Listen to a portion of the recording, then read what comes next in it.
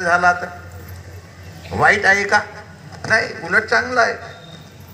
प्रपंच म्हणजे हा पंचतत्वाचा शरीर, हा प्रपंच तयार झाला आणि याच्यामध्ये परमार्थ म्हणजे देव. हे दोन्ही गोष्टी तयार झाल्या.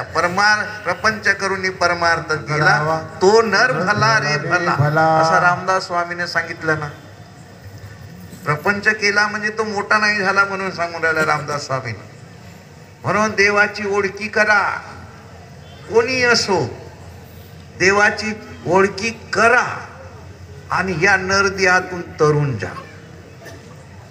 एवढा मोठा लाभ तुका म्हणे आम्हा थोर लाभ झाला, सोयरा भेटला अंतरीचा.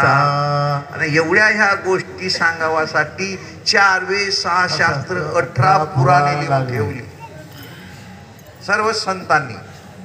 चौवेदी जान षडशास्त्री कारण 18 पुराणे हरिशी गाती. 4 वेद 6 शास्त्र 18 पुराण हरिशी गाती.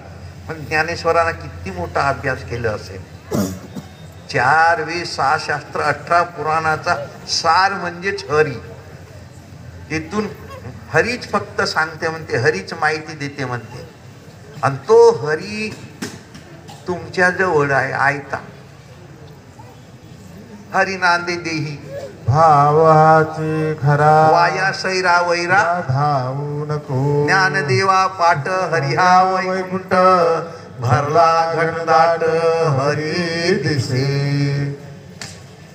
हरी दिसे दिसत नाही म्हणतात का? दिसे म्हणते.